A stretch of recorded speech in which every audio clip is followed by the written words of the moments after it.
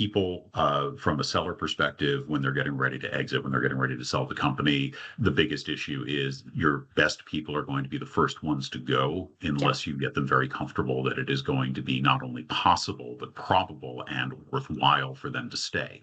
So there are a lot of things that can be done on the part of the seller to help identify who are those key employees, the ones if they walk out the door, you actually have a big piece of the business walking out the door, and helping them understand what the transaction is potentially going to mean to them. But that's not always possible. And so it's also worth mentioning that if you're not going to be able to speak openly with your best employees about the process that's getting ready to take place, you have to go to the other side of the equation, and that is you have to figure out how to do this in a way that keeps it very, very quiet.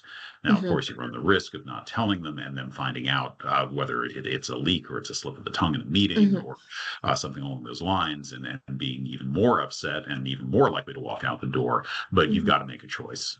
If they're your best people, they ultimately have driven probably as much as the management team has, getting the company to the point where selling it makes sense and there's a really good opportunity for the exit.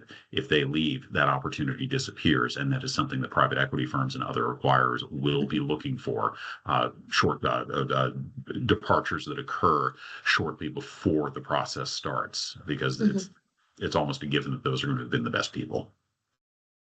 I think, yes. I think, to your point, though, if we can take some of those roles and have a digital super employee be the best employee in the RCM department, and have that person or that digital employee doing way more than any other employee, and that person can't quit, they can't leave, they have to work 24 hours a day, 360, they don't even get Christmas off, they get nothing off.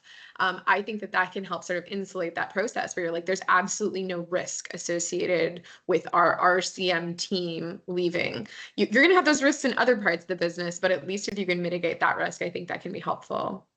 Yeah, retention risk, being able to mitigate that. And even I was talking to an investment banker the other day, the other risk is like during a process, when someone key walks out the door, even if they're not aware of the process going on, is often sufficient to at least slow down the due diligence and getting a deal done process if they are in charge of some of the key information.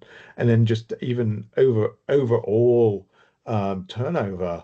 If someone comes in and sees a department is operating where it's new faces constantly, and there's issues, that gives an indication that there's some potential cultural problems there, some management issues there.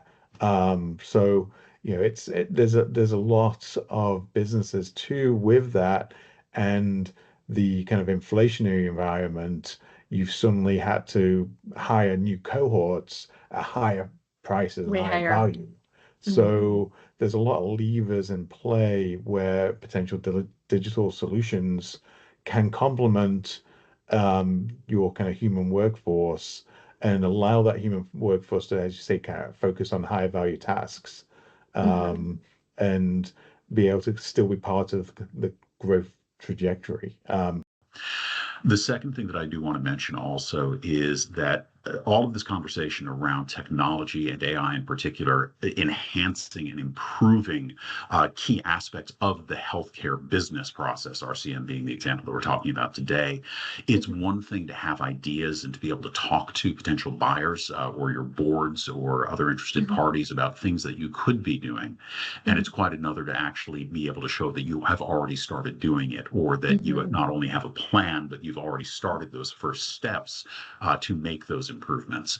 With a lot of our private equity clients, they walk into a healthcare practice who says, look, we can consolidate our RCM